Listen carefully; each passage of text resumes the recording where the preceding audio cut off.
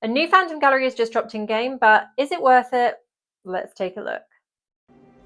So we had an update go live today, and we're going to be taking a look at the events tab because this is really the only change from this update. A lot of the other changes that were mentioned in the patch notes are coming in December. Now, there were changes made to Battleground as well. That means you cannot change your warband stance or your paragon once you're inside Battleground, and I did check that this morning and it does work. Battleground is still a mess though. So many people playing Necromancer at the moment. It is the class with the highest percentage of legends across all servers, and you can definitely see that in PvP. I had a match this morning against, I think it was 5 Necromancers on one team, which is absolutely insane. So you can imagine how that went. But yeah, the changes to Battleground hopefully will be positive, but I think unless we see more class balancing and more classes actually balanced and equal to each other, it's going to be difficult for or to see any real difference in PvP, because obviously a lot of players just swap to whatever class is OP instead of mastering a specific one. Just finding a build on YouTube and then sticking it on their character and being like, yep, this class is OP at the moment, let's go with that. So yeah, that seems to be what a lot of players do now.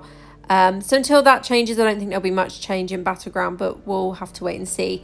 So let's take a look at the events here. So obviously Cosmos Resurgent is still in game. I've managed to get a little bit of progress in this. It's not something I've been focusing on, but I do like to run my free crests when I gain them.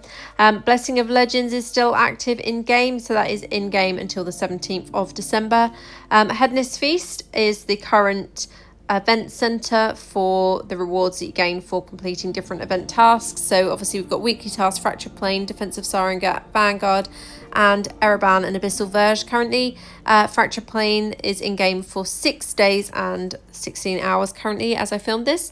We've got Clash of Saviors, which, as I mentioned in my YouTube short, this looks like it could be the return of the Lich King. Blessed Hunter, again, this is active until the 17th of December. I haven't really seen much of a difference from that, to be honest. We have Phantom Gallery, which is exactly what we're going to be looking at in this video in a moment. And we have Cross-Region Bout of Realms. So this looks quite fun. I'm probably going to cover some of these in some videos if I can. And lastly, we have Shady Stock as well. So Bout of Realms was added a little bit after the update for me. It didn't come up in game straight away. It came up a little bit later. I think it was around 9 AM server time, which is what happened last time. The Bout of Realms tab wasn't there, and then it landed in game at 9 AM. So yeah, we'll see what happens with these matches. I'm quite excited to see that once they go, once they happen in game. And obviously this time it's going to be Europe and the US. So definitely going to be some tough fights there, and I'm interested to see who's actually going to win that. So as I said, we're going to take a look at Phantom Gallery today. I have been saving up my orbs recently, so we'll see what level of rewards there are, if it's going to be worth taking any rolls. I have not yet looked at this at all. I wanted to do it in a video with you guys so that we see the same, or have the same reaction.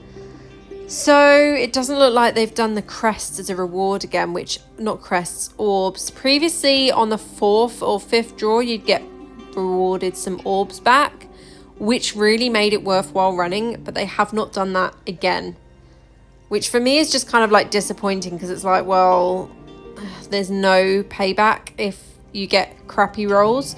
Normally I find you get the 5 gem power, the 20 crests, and then the 30 gem power.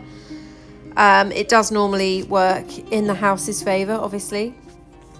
So let's have a look at the cost of this. So draw 1 is 120 orbs, draw 2 360, draw 3 is 720, draw 4 is 1200, draw 5 2400, 6 2700, 7 3300, 8 3600, 9 5210, 7 760, which is a lot. Now obviously that you need to add up to work out exactly how many orbs you need for the whole thing, but it is a shitload. Drawn rewards will automatically go to the inventory. Leecher can be unlocked with eternal orbs at a 1-1 exchange rate after the event. Unused Leecher unlocked with eternal orbs will be automatically removed. Probabilities for the next draw, so it does give you an idea of what you will actually get here. So looking at the percentages, gem power at ×5, you can see at the bottom there is the highest one at 74%. Rare crest 21.93% is the next one. Then we've got gem power 30, 0.9. Oh no, legendary crest times 10, 1.41. Okay, so legendary crest has a higher chance than the gem power times 30, which is kind of surprising. So we'll do like a couple of rolls on this and see what we get. Here as well, it gives you a preview of the legendary gems that you can actually gain from this event, although it doesn't let me scroll on that for some reason. But yeah, did it even do anything then? I don't know. Let's have a look. You get to choose the gem masterwork chest as always. And then this one is a select 1 5-star bound gem, the quality 2 to obtain. So this can be helpful if you're looking at upgrading gems, or obviously if you're looking for a high quality gem. But I don't know, I might do 4 draws. I don't know, let's see. We'll do 20. We'll do 1 draw first. We're going to get the 5 gem power. How predictable. And it does give you progress as well in the surge event, which is not what I'm interested in. Let's do 2 draws. We've got the 20 crests, and let's do 1 more draw. I'm not going to do more than this. Bound gem fragment. How disappointing. Apparently the crests were a higher probability, but clearly not, because we got shitty gem power, which I don't even need. I could do 1 more draw, but it is going to use up half my orbs. And honestly, is it worth it for bound crests? Hell no, when I can use that on unbound crests and then sell any gems I get. So we'll gain this. The only benefit for the 4th draw is that you do get the Masterwork Gem Selection chest. So you will get a gem of your choice for that, but I'm not really in a position where I'm close to being fully upgraded on any of my 5-star gems, as in upgraded to the next level, so I'm not really interested in gaining that. Plus I have a bunch of pearls, and I'm like literally 8 pearls away from being able to craft a legendary crest. Not legendary crest, oh my gosh, it's too early in the morning, I haven't had enough sleep. I'm 8 pearls away from being able to craft a legendary gem of my choice anyway, and I should be able to gain quite a few of those pearls free from events coming up, so I'm not gonna waste more orbs. Obviously we've gained some progress in this, so let's see what we've got. We've got a legendary crest, so at least we're going to get 1 legendary gem back. But yeah, for me, the Phantom Gallery this time, once again, is not worth it. I'm not going to be rolling any more rolls on that. I think it's a total waste of orbs this time.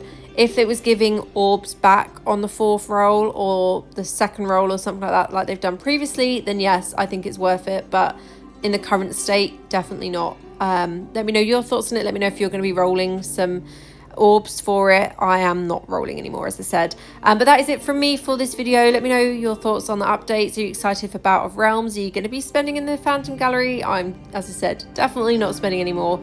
But that is it from me for this video. As always, thank you so much for watching and for being here. I will see you in the next one. Have a great day. Official Diablo Partner.